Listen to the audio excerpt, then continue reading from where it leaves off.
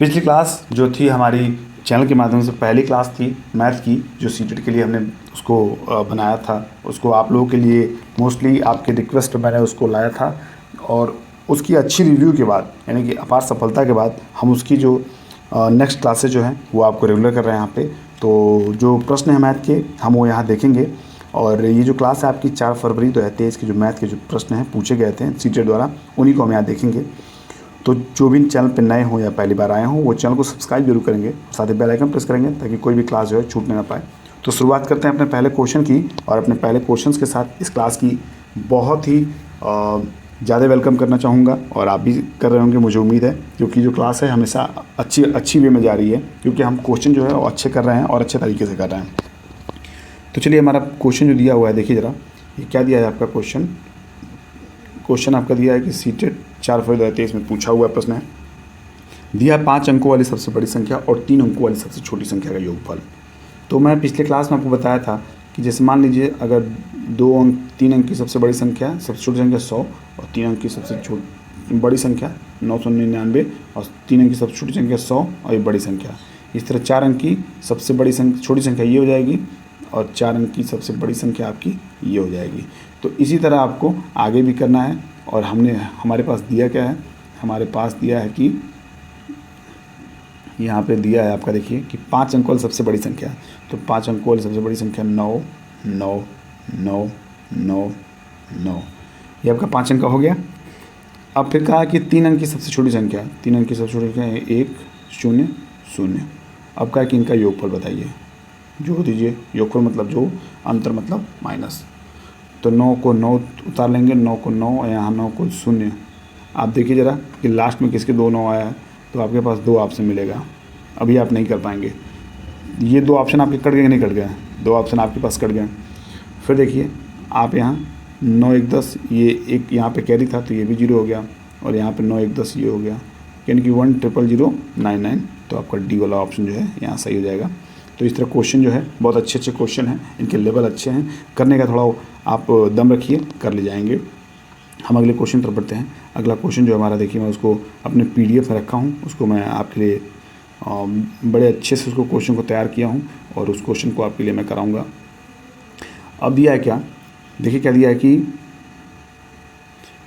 दिया है 11 सही 1/4, कितना 11 सही, जैसे 11 सही 1/4 मीटर लंबे तार कि एक रोल से 3/4 मीटर लंबे तार कितने टुकड़े काटे जा सकते हैं। जैसे मान लीजिए कि आपको ये तार दे दिया गया और कहा गया ये तार अगर मान लीजिए 10 सेंटीमीटर का है, कितना है 10 सेंटीमीटर का, तो कहा गया कि 1 सेंटीमीटर के कितने टुकड़े इसमें होंगे। तो आप देखिए ज़रा, 1 1 1 1 1 1, आप कहीं ना कहीं 9 लाइन करेंगे, 1 2 3 4 5 6 7 8 और 1 9। अब आपके पास क्या हो गया, 1 मीटर का ये भी हो गया, 1 मीटर का ये भी हो गया, 1 मीटर का ये भी, इस तरह 1 1 मीटर में टुकड़े में कट गए। तो कितने टुकड़े हुए, उसके लिए आपको 10 से आपको 1 से भाग देंगे तो आपका आ जाएगा 10, क्या आ जाएगा 10। तो इसी तरह इसको करना है। अब किस तरह करना है देखिए, मैं समझाया इस एग्जाम्पल के तहत, और हम इसको करने के लिए सबसे पहले करेंगे क्या कि इसको हम कन्वर्ट कर लेंगे, किसमें, इसको पूर्ण भिन्न में कन्वर्ट कर लेंगे। तो पूर्ण भिन्न में कन्वर्ट करने के लिए 11 4 44, देखिए जब भी इसको कन्वर्ट करना हो तो इसको ऊपर नीचे मल्टीप्लाई करके ऊपर वाले प्लस कर लेंगे, इसको प्लस कर लेंगे, क्या कर लेंगे, इसको प्लस। तो आ जाएगा हमारा 45/4। 45/4 जो आ गया वो तार की लंबाई आ गई, क्या आ गई, तार की लंबाई, ठीक है, ये तार की लंबाई आ गई। और फिर हमें कितने टुकड़े में करना है, 3/4 मीटर में, तो 3/4 ये हो गया। अब इसको आपस में हम डिवाइड करेंगे, क्या करेंगे, आपस में हम डिवाइड करेंगे। तो डिवाइड करने के लिए मेरे पास स्पेस जो है इसी को लेना पड़ेगा। तो इसके लिए हम क्या करेंगे, सबसे पहले कि 45/4, अब समझिएगा डिवाइड करना तो पहले पूरा बड़ा डिवाइड कर लीजिए, आप इसको 3/4 से ऐसे कर लेंगे। तो देखिए पहले क्या होता है कि जब भी डिवाइड करेंगे तो देखेंगे क्या अगर हर सदस्य में हर मतलब नीचे वाला और अंश मतलब ऊपर वाला, तो हम क्या करेंगे कि नीचे वाले पोर्शन को हम कट कर देंगे क्योंकि ये सेम है। तो हमारा क्या आ जाएगा, हमारा आ जाएगा आगे 45/3, 45/3 आ जाएगा, और जब इसको 3 से डिवाइड करेंगे तो ये आ जाएगा 15 आ गया। तो इस तरह 15 टुकड़े जो है हमारे 15 पीसेस जो हैं ये हमारे कट के आएंगे। ए वाला ऑप्शन देखिए कितना सही और कितने अच्छे तरीके से, बहुत ही एक प्रॉपर वे में हमने इस क्लास को किया और अच्छा लग रहा है ऐसे ऐसे क्वेश्चन करके, और आपको भी उम्मीद है अच्छे लग रहे हैं क्योंकि सारे क्वेश्चन जो हैं ये इंपॉर्टेंट हैं। चलिए अगले प्रश्न की तरफ बढ़ते हैं। अगला प्रश्न जो है हमारा PDF से लेते हैं। अब अगले प्रश्न की तरफ बढ़ने से पहले देखते हैं कौन कौन से क्वेश्चन हैं। तो चलिए इस क्वेश्चन को हम लेते हैं। अब दिया क्या है कि देखिए ऐसे भी क्वेश्चन आपको करने पड़ेंगे। दिया कि यदि 0.239 प्लस 2.93 माइनस, देखिए यहाँ पे बराबर 3.92 माइनस के, तो के में क्या जोड़ा जाए कि यह 3 के बराबर हो जाए, जिससे कुल मिला के ये 3 से कम रहा होगा, ठीक है। और 3 से जब इसको माइनस कर देंगे आप तो ये चीज़ें निकल के आ जाएंगी। तो इसको जो भी है उसको हम लिखते हैं फिर करते हैं। 0.239 फिर प्लस आपका दिया है 2.93, तो ऑलरेडी आप जीरो यहाँ कर सकते हैं। और दिया है क्या, माइनस दिया है 1.29, तो पहले हम माइनस को नहीं करेंगे, हम इसको पहले प्लस कर लेते हैं। आपका 9 आ गया, 336 आ गया, 9 to 11 को 1 यहाँ पे आ गया, ये 3.169 ये आ गया ऐड करने पे। तो जब ये आ गया ऐड करने पे, तो अब हम इसको क्या करेंगे, इसमें से उसको माइनस कर लेंगे जिस चीज़ को हमें माइनस करने के लिए दिया गया है। देखिए ज़रा, इसको हम माइनस कर लेते हैं। हमें माइनस करने को क्या दिया गया है, माइनस करने को दिया गया 1.290। तो जब हम इसको माइनस करेंगे तो 9 में से 0 नहीं जाएगा, 9 उतर जाएगा। लेकिन यहाँ जो है ये 6 है, इसको 16 करेंगे और 16 में से 9 जाएगा तो आपका बचेगा 7 और यहाँ हो जाएगा 0 बचने का इसको 1 कैरी हम लेंगे, तो 1 कैरी लेंगे तो ये हो जाएगा 10 और 10 में से 2 हो जाएगा यहाँ पे 879 और यहाँ आ जाएगा पॉइंट और यहाँ 2 हो गया क्योंकि 1 कैरी चला गया तो 2 में से 1 गया, अब 1 आ जाएगा 1.879। अब आपका जो ब्रैकेट के इधर है वो आ गया। तो समझिएगा, इसको मैं अच्छे से समझाता हूँ। 1.879 अब बराबर आ गया 3.92 माइनस के। अगर मान लीजिए ये माइनस के जो है मैं इधर कर दूं इस साइड, यानी कि इसको उठा के इस साइड कर दूं और इसको उठा के इस साइड कर दूं, तो ये जो माइनस है ये ऑलरेडी प्लस में हो जाएगा और ये जो प्लस में है ये उधर जाकर माइनस में हो जाएगा, ये इधर जाकर माइनस में हो जाएगा और के इधर आकर प्लस में हो जाएगा। तो इसको हम करते हैं और समझते हैं। देखिए ज़रा, मैं इसको इरेज करता हूँ आपको ज़रा, ये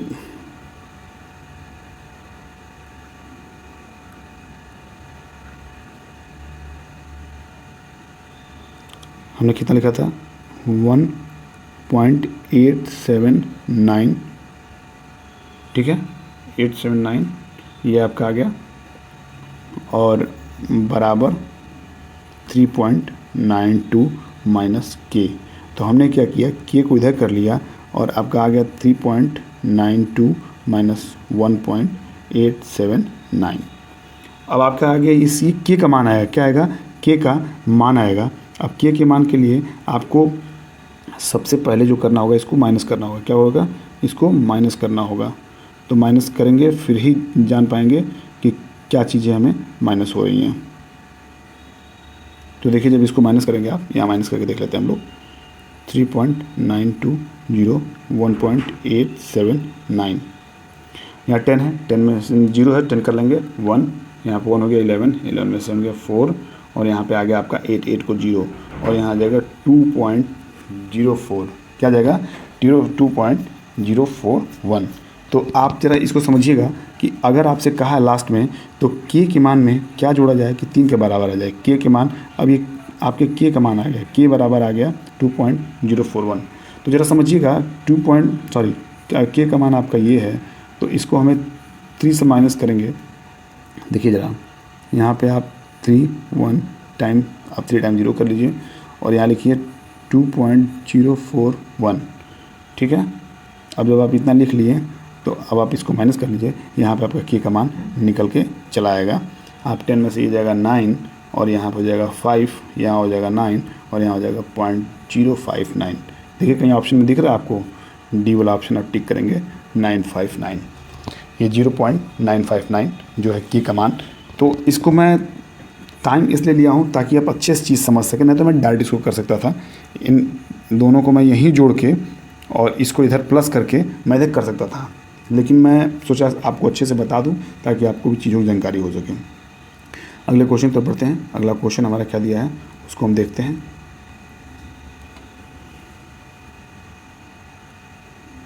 अगला क्वेश्चन हमारा है, देखिए ज़रा, अगला क्वेश्चन क्या दिया है कि 1300, क्या दिया है 1300 प्लस 13 इकाई प्लस 13 दहाई माइनस 1000 किसके बराबर है। सीटेट 4 फरवरी 2023 में पूछा गया प्रश्न है। तो दिया है आपका 1300, क्या दिया है 1300, ठीक है, ये आपका हो गया 1300। और ऐसे ही आपको क्या करना है, आपको करना है 1300 हो गया तो 1300 प्लस 13 इकाई, 13 इकाई का मतलब है प्लस 13, ठीक है। फिर आप क्या करना है, क्या है कि प्लस 13 दहाई, और 13 दहाई का मतलब प्लस 130, जिसको आप 130 यहाँ लिख सकते हैं।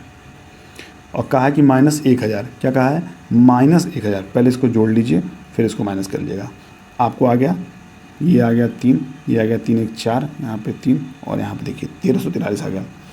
तो 1343 में से 1000 माइनस करने कहा है, आपका आ जाएगा 343। देखिए 343 का यहाँ ऑप्शन आपको दिया है, चेक करिए 343 आपका बी वाला ऑप्शन आपको दिया हुआ है। देखिए कितने आसान तरीके से हमने कर लिया इस क्वेश्चन को। अगले क्वेश्चन पढ़ते हैं। अगला क्वेश्चन हमारा क्या है देखते हैं ज़रा। अभी हम 4 क्वेश्चन कर लिए हैं, हम 5वें क्वेश्चन तक बढ़ते हैं। 5वां क्वेश्चन हमारा क्या है, 5वां क्वेश्चन हमारा दिया है कि रमा के पास केवल 50 रुपये और 100 रुपये के नोट हैं। क्या है रमा के पास, ऐसे प्रश्न आपको जब भी देखने को घबराइए मत, ऐसे प्रश्न हम आपको बहुत आसान तरीके से करवाएंगे, तो ज़रा समझिएगा और समझ के करने का ही प्रयास करिएगा, बाकी भागिएगा मत। अगर भागेंगे तो इस क्वेश्चन को समझ नहीं पाएंगे। आप कई चैनल के माध्यम से कई अलग तरीके सीखोगे, हम आपको एक ईजी तरीका सिखाएंगे जिससे आप समझने का प्रयास करिएगा। रमा के पास केवल 50 रुपये और 100 के नोट हैं। यदि उसके पास नोटों कुल संख्या 25 और धन 1600 का धन है तो उसके पास 50 और 100 रुपये के नोटों की संख्या क्रमशः कितनी है। तो देखिएगा इसके पास जो है, इसके पास क्या है, इसके पास कुछ जो है नोट वो 50 रुपये के हैं और कुछ जो हैं ये 100 रुपये के हैं, लेकिन कुल मिला कितने हैं ये नहीं पता हमें। तो कुल मिला के इनके पास जो है ये 1600 हैं, लेकिन जो नोट की संख्या है वो 25 है। क्या है 25 है। तो एक जो कुछ चीज़ें मैं समझा कर पढ़ाता हूँ, जैसे मान लीजिए आपको मान के चलना है कि मान लीजिए आप इसको क्या करिए, आप इस 50 रुपये को, इस 50 रुपये को आप, इस 50 रुपये को आप 25 नोट मान लीजिए। कितना मान लीजिए, इसने कहा 50 और 100 के 25 नोट हैं, लेकिन आप क्या करिए, आप पूरे 50 के नोट को 25 नोट मान लीजिए, यानी कि जो 50 के नोट हमारे पास हैं वो 25 हैं। तो हो कितना गया, दो की देखिए ज़रा, आप 50 से 25 का मल्टीप्लाई कर लीजिए और 25 पे 125, आपका हो गया 1250। कितना हो गया, अगर 50 का ये 25 संख्या, अगर यानी कि 50 का नोट, 50 रुपये का जो नोट है वो 25 है, तो कुल आपका हो जाएगा कितना 1250। लेकिन इसके पास होना कितना चाहिए था, इसके पास तो 1600 रुपये है, अभी भी हमारे पास 350 रुपये कम पड़ रहे हैं। तो ज़रा समझिएगा, इसमें अगर आप माइनस करेंगे तो यही आपका जो माइनस है यानी कि 350 रुपये, ये आपका वो रुपया ना जिसको हमने कम किया है। क्या किया है, जिसको हमने 100 रुपये से घटा के 50 रुपये किया है। क्या किया है, 100 रुपये से घटा के 50 रुपये किया है। यानी कि अगर 50 रुपये हमने घटाया था तो इसको हम क्या करेंगे, 50 से अगर भाग देंगे तो ये आ जाएगा आपका 7 नोट। तो 7 नोट ऐसे थे जिनको हमने 100 का 50 कर दिया था, हमने सभी को 50 मान लिया था। तो 7 नोट हमारे ऐसे निकल गए हैं जिसका 100 था लेकिन हमने उसको 50 मान लिया। तो यही वो गलती हो गई थी जिसको हमने 50 मान लिया। तो इस तरह देखिए 100 के नोट जो है आपके, 100 के नोट कितने हो जाएंगे, 100 के नोट आपके 7 हो गए, और 100 के नोट अगर आपके 7 हो गए तो बचे 25 में से कितने, 25 में से आपके बच गए 18 नोट, और 18 नोट आपके 50 के हो गए। तो ज़रा काउंट करिएगा आप, 18 × 90, 900 और 7 नोट 100 के 1600 रुपये। तो इस तरह जो डी ऑप्शन आपका है, देखिए डी वाला ऑप्शन ये कितना सही दिया है। और बाकी x + y पे भी कर सकते हैं आप, इसके तरीके भी हैं। और मैं इसी को बताना चाहूँगा कि इसको 100 मतलब आप इसको 100 का नोट बना कर सकते हैं। जैसे आपको पास सब कुछ दिया है, ये देखिए इसको मैं 100 मान के चलता हूँ। जैसे इस तरह सबको 50 बनाया हूँ उस तरह मैं सबको 100 बना दे रहा हूँ। अगर मैं सबको 100 बनाता हूँ, जैसे मान लीजिए 50 के नोट हैं और 100 के नोट हैं। लेकिन कुल संख्या जो इसकी है वो है 25, लेकिन धन जो है जोड़ने पे वो आपका 1600 रुपये आ रहा है। तो इस 1600 को हमने क्या किया, हमने पूरे 25 की जो संख्या है नोटों की, हमने मान लिया उसमें 50 का नोट है ही नहीं, उसमें केवल कितने हैं, उसमें आपके पास केवल 100 के नोट हैं। तो 100 के नोट अगर 25 हो जाएंगे तो यहाँ हो जाएंगे 2500। क्या हो जाएंगे? 2500। अगर 100 नोट 25 होंगे तो 2500 हो जाएंगे, और हम 2500 में से 1600 माइनस करेंगे तो हमारे पास आएगा कितना? 900। तो यानी कि 900 ये वो नोट हैं, ये वो नोटों का सम है जिसको हमने 50 के बजाय 100 बना दिया था, जिसको हमने 50 के बजाय 100 बना दिया था, जिसको हम 50 मूल न लेकर उसको 100 मान लिए थे। तो इसको हम 50 से भाग देंगे तो देखिए आपका आ जाएगा 18 नोट। और 18 नोट ऐसे हैं जो 50 के हैं, और 18 नोट अगर 25 नोट में 18 घटा दिए तो 7 नोट आपके 100 के हैं। तब भी देखिए आपके डी ऑप्शन बहुत आसानी से मिल गया।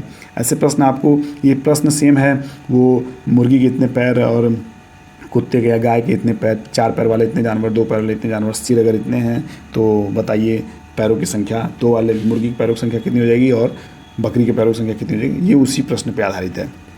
तो चलिए अगला क्वेश्चन करते हैं। अगला क्वेश्चन क्या है उसको समझते हैं और करने का प्रयास करते हैं। हमने अभी क्या किया है कि ये आपका जो है ये प्रश्न है, इसको हम देखते हैं। दिया है कि देखिए आपको ऐसे प्रश्न, ये लगभग मैं ऐसे प्रश्न पिछले क्लास में कराया हूँ। पहला ये प्रश्न आपका दिया है, क्या दिया है कि सीटेट 4 इसमें पूछा गया है, दिया है कि 60, 72 और 84 के सबसे छोटे सारगुणज यानी कि एलसीएम और सबसे बड़े सारगुणज यानी कि एचसीएफ का योगफल क्या है। अभी तक आपने जाना कि सबसे छोटे सारगुणज मतलब एलसीएम और सबसे बड़े सारगुणज का मतलब एचसीएफ। एलसीएम यानी कि लोवेस्ट कॉमन मल्टीपल और एचसीएफ यानी कि हाईएस्ट कॉमन फैक्टर।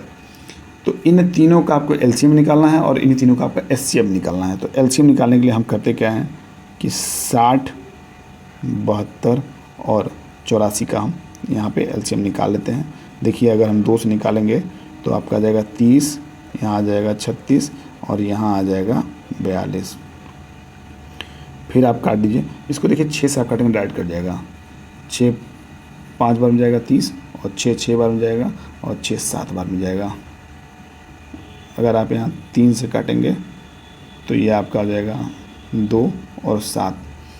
तो 2 6 दूना 12, 6 3 18, 18 5 90 और 90 दूना 180 और 180 को आप फिर 7 से मल्टीप्लाई कर लीजिए तो ये आपका आ जाएगा कितना।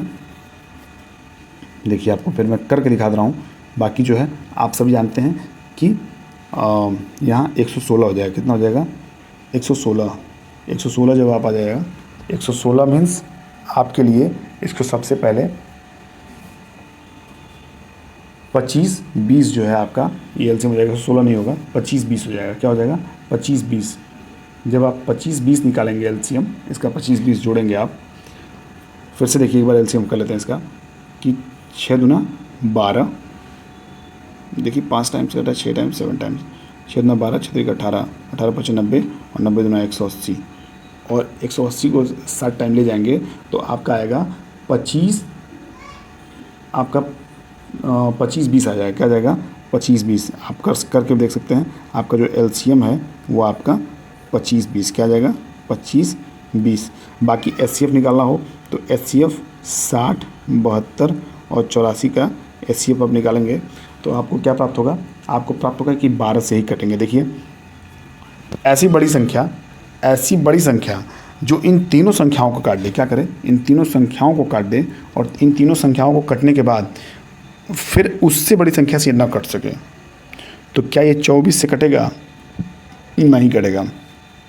ये 6 से कट जा रहा है, लेकिन 6 जो है सबसे छोटी संख्या हो गई इसके लिए। बाकी इसके बाद देख लीजिए एचसीएफ करने का मैं तरीका बता दूंगा। एचसीएफ कर सकते हैं आप, लेकिन मैं इसको चाह रहा हूँ जल्दी देखकर। आप 12 से काट सकते हैं, 12 से सभी कट जाएंगे। 12 5 60, 12 6 72 और 12 से 84। तो आप देखिए ज़रा कि 12 से कट भी गए और इसके बाद अभी किसी से नहीं कटेंगे। तो इस तरह जो है आपको इसको ध्यान देना था। अब ये कट चुका है तो 12 जो है आपका ये आपका यहाँ पे आ जाएगा। देखिए मैं इसको एचसीएफ भी लिख रहा हूँ। ये 25 20 आपका हो गया और एचसीएफ आपका कितना हो गया? 12 हो गया। एचसीएफ हो गया 12। तो कहा क्या है कि इनका इनका योगफल हम इसमें +12 कर देंगे, तो आपका आ जाएगा 25 32। और 25 32 देखिए कहीं है आपका बी वाला ऑप्शन 25 32 आपको दिया है, ये ऑप्शन बिल्कुल सही हो जाएगा यहाँ पे। अगले क्वेश्चन पर पढ़ते हैं। अगला क्वेश्चन हमारा दिया है, क्या दिया है उसको हम PDF से निकालते हैं। अगला क्वेश्चन हमारा है, यहाँ देखिए, इसको मैं बड़ा कर रहा हूँ, पढ़ लीजिए आप लोग। दिया किसी विद्यालय में 28 कमरे हैं और प्रत्येक कमरे में 6 पौधे हैं। प्रत्येक पौधे के लिए प्रतिदिन 180 ml पानी की आवश्यकता है। यदि एक बोतल में 840 ml पानी भरा हुआ है तो ऐसी कितने बोतलें की आवश्यकता होगी जिससे कमरों के सभी पौधों को 3 दिन पानी दिया जा सके। इस क्वेश्चन में बहुत दम नहीं है, लेकिन न्यूमेरिकल इतने देख लिए हैं कि आपको भी थोड़ा डर लग रहा होगा इस क्वेश्चन को देख के कि नहीं, इस क्वेश्चन में ज़्यादा न्यूमेरिक पूछ लिए गए। जैसे यहाँ 28 कमरे, 6 पौधे, 180 ml पानी, 840 ml पानी, फिर 3 दिन की बात कर दी गई। तो चलिए इसको आसान वे में करने का प्रयास करते हैं। जब आपको दे दिया है कि किसी विद्यालय में 28 कमरे हैं और प्रत्येक कमरे में 6 पौधे हैं, तो सबसे पहले हम निकालते क्या हैं कि कुल पौधे कितने हैं। तो कुल पौधे हम 28 × 6 कर लेंगे, 8 × 48, 4 और 6 दूना 12 और 4 16, 168 पौधे हैं। किस में 168 पौधे जो हैं उनके, वो आपके स्कूल में, विद्यालय में 168 ट्री आप लिख सकते हैं। ये आ गई तो पौधे की बात। कह रहा है कि प्रत्येक पौधे को प्रतिदिन पानी की आवश्यकता कितनी है, तो 180 ml है। कितना है, 180 ml है। फिर बात हो रही है कि अगर हम प्रतिदिन की बात करें तो प्रतिदिन कितना पानी चाहिए, तो प्रतिदिन चाहिए कितना, प्रतिदिन 168 और गुणे 180 कर लीजिए, आपका निकल के आ जाएगा, कितना आ जाएगा, आपका आ जाएगा 30 240। इसको करिए आप, इसको करेंगे तो 30 240 जो ml है वो पर डे आवश्यकता है इस पौधों को पानी के लिए। और जो एक बोतल का जो क्षमता है, एक बोतल का, अगर हम इसको एक बोतल से डिवाइड कर दें, यानी कि समझिएगा कि हम एक दिन में इतना पानी चाहिए, कितना, एक दिन में हमें 30 240 मिलीलीटर पानी जो है हमें चाहिए ही चाहिए। और एक बोतल में कितना दिया है, एक बोतल में 840 ml दिया है, देखिए ज़रा यहाँ दिया है। तो अगर हम 840 से भाग देंगे, अगर हम 840 से इसको भाग देंगे तो हमारे पास आ जाएगा कितना, जब हम इसको काटेंगे तो ये आ जाएगा आपका 36। कितना आ जाएगा, 36 आ जाएगा। यानी कि 36 बोतल की आवश्यकता एक दिन में पड़ेगी। कितनी पड़ेगी, 36 बोतल पानी की आवश्यकता हमें एक दिन पड़ेगी। और हमें करना कितना है, हमें 3 दिन के लिए उसे पानी चाहिए उस बोतल के माध्यम से। तो हमें करना क्या है, इसको हम 3 से मल्टीप्लाई कर लेंगे तो ये आपका आ जाएगा 108 बोतल पानी की आवश्यकता हमें पड़ेगी इन सभी पौधों को 3 दिन तक पानी देने के लिए, जिसकी धारिता है, जिसकी मात्रा है 840 ml पानी। तो वो 108 जो है आपको बोतल की संख्या जो है, बोतल की आवश्यकता होगी, 108 बोतल की आवश्यकता होगी। इस तरह हम अगले क्वेश्चन पर बढ़ते हैं। अगला क्वेश्चन हमारा क्या दिया है, देखिए ज़रा। अगला क्वेश्चन दिया है, इसको मैं बड़ा कर रहा हूँ, आप लोग पढ़ लीजिए। सविता विद्यालय की एक गोष्ठी में 9:30 बजे, यानी कि 9:30 AM पे 9:30 AM से 15 मिनट पहले पहुंची। वह अपने सहकर्मी से आधा घंटा पहले पहुंची, जो कि इस गोष्ठी के लिए 35 मिनट देर से पहुंची। इस गोष्ठी का निर्धारित समय क्या था। देखिए ऐसे प्रश्न आपसे पूछे जाएंगे, क्या किए जाएंगे, ऐसे प्रश्न आपसे पूछे जाएंगे। तो आपको करना क्या है कि बहुत ही ध्यान देना है ऐसे प्रश्न पे। ये नहीं आपको भागना नहीं है, ये नहीं है कि आपको भाग के निकल जाएंगे, भाग के कहाँ जाएंगे, आखिर इस प्रश्न को छोड़ना है नहीं। 15 क्वेश्चन तो आपको आएंगे ही आएंगे। तो हर हाल में आपको ध्यान देना है कि सविता का विद्यालय गोष्ठी पहुंचने का समय कितना था, 9:30 से 15 मिनट। जो देखिए ज़रा, सविता विद्यालय गोष्ठी में 9:30 AM से 15 मिनट पहले पहुंची, 9:30 AM से 15 मिनट पहुंची। वो अपने सहकर्मी से आधा घंटा पहले पहुंची। तो इसका मतलब उसकी सहकर्मी जो है वो 9:45 पे आई है। किस पे आई है, 9:45 पे, जो कि इस गोष्ठी के लिए 35 मिनट देरी से पहुंची है। कौन, जो इसकी सहकर्मी है वो इससे आधे घंटे पहले पहुंची है। ठीक है, अपने सहकर्मी से आधे घंटे पहले पहुंची है, जो कि इस गोष्ठी के लिए 35 मिनट की देरी से पहुंची है। चीज़ें समझ लीजिएगा, बड़े मैं अच्छे से लिख रहा हूँ, इसको समझने का प्रयास करिएगा। अगर सविता जो है, ये मैं सविता 100 से इंडिकेट कर रहा हूँ, अगर सविता 9:30 बजे से 15 मिनट पहले पहुँचती है, इसका मतलब है कि वो 9:15 पर पहुँचती है। ठीक है, और सहकर्मी के विद्यालय पहुँचने का समय था, जो उसके साथ की जो सहकर्मी थी वो इससे आधे घंटे पहले पहुँचती है। मतलब उसके इसके ये जो सविता है ये अपने सहकर्मी से आधे घंटे पहले पहुंचती है, तो इसका मतलब है कि इसकी जो साथी है वो आपका आधा घंटे इसमें ऐड होगा, तो ये हो जाएगा 9:45 और 9:45 पे वो पहुंचती है। तो बात हो क्या रही है कि जो ये फिर से क्वेश्चन पढ़ लेते हैं कि सविता विद्यालय की गोष्ठी में 9:30 AM से 15 मिनट पहले पहुंची। वो अपने सहकर्मी से आधे घंटे पहले पहुंची, जो कि इस गोष्ठी के लिए 35 मिनट देरी से पहुंची है। कौन? जो इसकी सहकर्मी है वो 35 मिनट देरी से पहुंची है। कौन? ये जो 9:45 पे पहुंची है इसकी सहकर्मी, वो 35 मिनट देरी से पहुंची है। कहाँ? इस गोष्ठी में। तो ज़रा 9:45 में से आप 35 मिनट माइनस करेंगे तो आपको खुद ब खुद आपको सारी चीज़ें पता चल जाएंगी। कितना आ जाएगा? ये आ जाएगा 9:10 गोष्ठी की राइट टाइम थी। यही राइट टाइम पे इसको पहुंचना था, लेकिन ये पहुंच नहीं पाई थी, इसलिए राइट टाइम जो है आपका 9:10 है। एक एक लाइन बाय लाइन आपको पढ़ना है और लाइन बाय लाइन को करना है। अगर लाइन से भटके आप तो नहीं कर पाएंगे, इस बात की गारंटी है। तो बारीकी से ध्यान देंगे सभी क्वेश्चंस को, और 9:10 जो इसमें ऑप्शन है उसको आप टिक करेंगे, बी वाला ऑप्शन, और अपने क्वेश्चन तरफ आगे बढ़ेंगे। अगला प्रश्न हमारा देखिए क्या है। अगला प्रश्न हमारा है, बहुत अच्छा प्रश्न है ये। क्यों बहुत अच्छा प्रश्न है? ये एडवांस का प्रश्न है। इसको लोग देख के, और जैसे कुछ चैनल वाले और कुछ टीचर्स, मैं नाम नहीं लूँगा क्योंकि नाम लेना अच्छी बात नहीं होती है किसी का भी, और कुछ बच्चे भी, कुछ क्या ज़्यादातर बच्चे भी ऐसे प्रश्न को देख के भागते हैं। लेकिन हम पढ़ते हैं और सवाल करने का प्रयास करते हैं। दिया कि निम्न में से किसमें डिग्रियों की संख्या 440 से अधिक है? 440 से 25 अधिक है। तो देखिए ऑप्शन में आपको हर जगह समकोण दिख रहा होगा। क्या दिख रहा होगा? समकोण दिख रहा है। तो इसका मतलब है कि ये समकोण की बात हो रही है। तो समकोण से कितना अधिक है? हम 440 और प्लस 25 करेंगे तो हमारा आएगा कितना? हमारा आएगा 465। कितना आएगा? 465। अब समझते हैं जब समकोण की बात होगी तो एक समकोण में आपका जो वो होता है वो 90 अंश होता है। कितना होता है? 90 अंश। 90 अंश होता है। तो हम करते क्या है कि 90 को इसके करीब ले आते हैं, इसके करीब। तो देखिए ये 9×5 = 45। अगर इसको हम 5 से गुणा कर दें तो 5 समकोण मिलके 450 बनाएंगे, नहीं बनाएंगे? 5 समकोण मिलके 450 बनाएंगे। तो 5 समकोण मिलकर अगर 50 बनाएंगे तो अभी भी कितना कम है? तो 15 अंश कम है। 15 अंश कम है। तो देखिए ज़रा, कहीं आपको दिया है 5 समकोण दिया है, तो 5 समकोण आपको चारों दिए हैं। लेकिन फिर देखिए 1/3 समकोण, अगर 1/3 समकोण मान लीजिए 90 अंश है और इसको 1/3 हम करें तो ये आ जाएगा 30। अब 30 तो इसमें नहीं जोड़ना है आपको, तो यहाँ 15 ही जोड़ना है। तो 15 के लिए देखिए 2/3 में नहीं आएगा, 1/3 नहीं आएगा, 1/2 का नहीं आएगा, 1/6 का आएगा। 1/6 इसलिए आएगा कि अगर 90 × 1/6 कर दें तो ये आ जाएगा 15 अंश, और 15 अंश हमारा ही पूछ रहा है। यानी कि 5 और 1/6 समकोण क्या हो जाएगा? 5 और 1/6 समकोण। तो इस तरह जो डी ऑप्शन है, देखिए कितने आसानी से हम कर लेंगे, कर लेने कर लेंगे। तो देख के डरिए मत, क्वेश्चंस को करने का प्रयास करिए, डरिए बिल्कुल मत। अगले क्वेश्चन तरफ बढ़ते हैं। अगला क्वेश्चन हमारा देखिए क्या दिया है। दिया है कि एक आयत और एक वर्ग के परिमाप बराबर हैं। क्या दिया है कि एक आयत और एक वर्ग का परिमाप जो है वो बराबर है। ठीक है, अगर ये बराबर है तो इसका मतलब है कि इसका जो परिमाप और इसके परिमाप बराबर होंगे, सेम होंगे। तो चलिए करने का प्रयास करते हैं।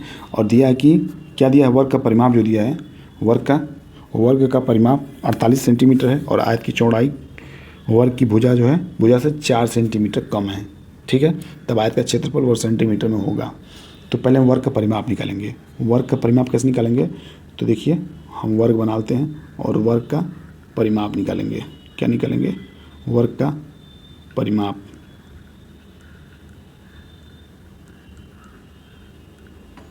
परिमाप कितना हो जाएगा? परिमाप आपका हो जाएगा, देखिए भुजा × 4 होता है। क्या होता है?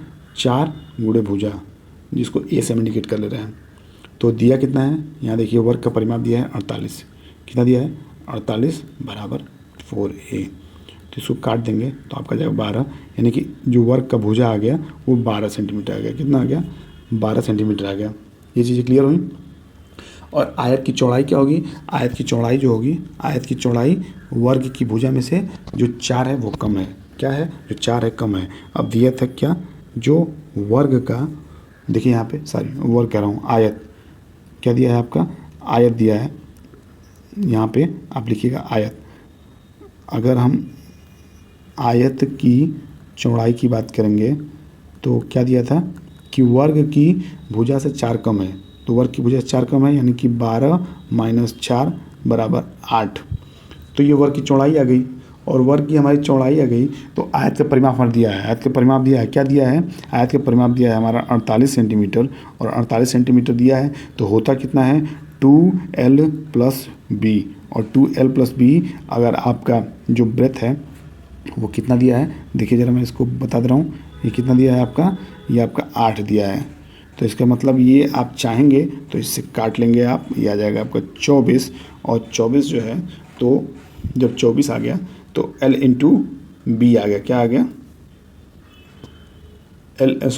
ये L बराबर आपके आ गया 16, क्या आ गया, L बराबर आपका 16 आ गया। देखिए दूसरे पेज चलते हैं, दूसरे पेज पे कि इसी दूसरे पेज पे L बराबर आपका 16 आ गया। तो L बराबर जब 16 आ गया, B बराबर आपका दिया था, तो आयत का क्षेत्रफल जो हो गया, आयत का क्षेत्रफल हम निकालेंगे, कैसे निकालेंगे, L × B होता है, और जो हम उसका ब्रेथ निकाले थे तो 12 - 4 था यानी कि 8, लंबाई हमने निकाल लिया 16, तो ये हो जाएगा आपका 128 सेंटीमीटर स्क्वायर। इस तरह ये आपका जो आयत का क्षेत्रफल है वो निकल के आ गया। हम फिर अगले क्वेश्चन पर पढ़ते हैं। अगला क्वेश्चन हमारा क्या है उसको देखते हैं। ये देखिए ये क्वेश्चन है आपका, ये क्वेश्चन आपका है, थोड़ा इसको करने का प्रयास करिएगा। कि दिया है किसी कक्षा में 21 बच्चों के भार नीचे दिए गए हैं, और ये जो आपके भार हैं ये सब दिए गए हैं। कितने बच्चों का भार 45 किलोग्राम से 50 किलोग्राम के बीच में है। 45 किलोग्राम से और 50 किलोग्राम के बीच में है, यानी कि 50 किलोग्राम को भी लिया जाएगा और 45 को भी लिया जाएगा। तो थोड़ा इसको बारीकी ध्यान दीजिएगा। आप 45 को तो आप लेंगे ही लेंगे, और 44 नहीं लेना है, 42 नहीं लेना है, 44 नहीं लेना है, ये 46 लेंगे। 2 हो गया, यहाँ पे 2 हो गया, 3 हो गया, 4 हो गया, 5 हो गया, 6 हो गया, 7 हो गया, 8 हो गया, यहाँ पे 9 हो गया, 10 हो गया। देखिए 10 कहीं है आपके, 10 आपके ऑप्शन में जो सी वाला ऑप्शन आपको दिया है। तो इस तरह क्वेश्चन में आपको जरूर में दिमाग खोल के काउंट करने पड़ेंगे कि कौन से भार कितने कितने के रेंज में है, तभी आप उस क्वेश्चन कर पाएंगे। तो इस तरह सी ऑप्शन आपका सही हो गया। अगला क्वेश्चन देखते हैं। अगला क्वेश्चन जो आपका दिया है, देखिए वो इस क्लास का लास्ट क्वेश्चन होने वाला है। दिया है कि 6.75 लंबे तथा 4.5 मीटर चौड़े, ये देखिए थोड़ा सा इसमें जो एडिटिंग हो मैं ही बता रहा हूँ, ये आपका मीटर है, क्या है 6.75 मीटर है। 6.5 लंबे 6.75 लंबे और 4.5 मीटर चौड़े फर्श को 45 सेंटीमीटर भुजा वाली वर्गाकार टाइल से पूरी तरह ढकने के लिए आवश्यक टाइलों की संख्या होगी। तो क्या होगी समझिएगा कि अगर हमें फर्श का क्षेत्रफल दिया है, क्या दिया है, ये आपका फर्श, और इस फर्श का आपको 6.75 दिया है लंबाई, और चौड़ाई दिया है 4.5। तो इसको सबसे पहले हम क्या करेंगे, कन्वर्ट कर लेंगे किस में, सेंटीमीटर में। तो ये आपका हो जाएगा 675 सेंटीमीटर, और ये आपका हो जाएगा 450 सेंटीमीटर। तो हमें जब भी हम किसी भी फर्श का एरिया निकालते हैं तो फर्श का एरिया होता क्या है, L × B। तो 675 × 450, तो इसका जो हमें एरिया निकल के आ गया वो आपका आ गया 30, 37, 50। ये आपका एरिया किसका आ गया, फर्श का आ गया। और फर्श के एरिया को हम वर्गाकार टाइल्स के एरिया से भाग देते तो हमें वर्गाकार टाइल्स का संख्या पता चल जाएगा। और वर्गाकार टाइल्स का जो एरिया भुजा दिया है वो दिया है 45 सेंटीमीटर। तो होता क्या है 45 × 45, क्या हो गया 45 × 45। तो ये आप जब निकालेंगे तो इससे अच्छा है कि आप जो है डायरेक्ट करिए, किसको करिए, आप करिए जो फर्श का क्षेत्रफल है, यानी कि 30, 37, 50 को 45 × 45 से डिवाइड कर दीजिए। और 45 × 45 से क्यों, क्योंकि एक जो है ये पत्थर का जो टाइल्स जो है ये एरिया है, और जब इसको हम निकालेंगे तो आपका निकलेगा 150 टाइल्स। कितना निकलेगा 150 टाइल्स, और यही आपका उत्तर प्राप्त होता है। यही इस क्वेश्चन करने का तरीका था। अभी आपको जो एडवांस के जो क्वेश्चन है उसको मैं करा रहा हूँ, तो बहुत घबराइए मत, इसको ऐसे ही करना पड़ेगा। चाहे कोई भी टीचर हो, बिना फॉर्मूला के नहीं बता पाएगा, बिना तरीके को नहीं बता पाएगा, सबके पास यही तरीका होगा। तो धीरे धीरे मैं थोड़ा स्पीड पकड़ूंगा। अभी मैं चाह रहा हूँ कि कम से कम 5-6 क्लासेस जो हैं आप थोड़ा ऐसे देखें कि क्वेश्चन कैसे किए जाते हैं। बाकी मैं और तरीके ऐसे हैं जो ऑप्शन से मैं करने का तो प्रयास करूँगा कि आप ऑप्शन से भी कर ले जाएँ। तो ये क्लास यहीं समाप्त होती है और मुझे आशा है कि आपको ये क्लास जो है अच्छी लगी होगी। तो प्लीज़ क्लास को लाइक करिएगा, ज़्यादा से ज़्यादा चैनल को शेयर करिएगा और क्लास को भी शेयर करिएगा और चैनल को जरूर सब्सक्राइब करिए जो भी लोग नए हों, और रूटीन से बने रहिए। इस चैनल के द्वारा CGT के सारे क्वेश्चन कराए जा रहे हैं लगभग, और मैथ की आपके मैं करा के भेजूँगा, ये मेरी गारंटी है। तो चलिए, मेरी शुभकामनाएं आपके साथ है। पढ़ते रहिए, मस्त रहिए, स्वस्थ रहिए। मिलते हैं अगला क्लास में, तब तक के लिए बाय बाय, टेक केयर।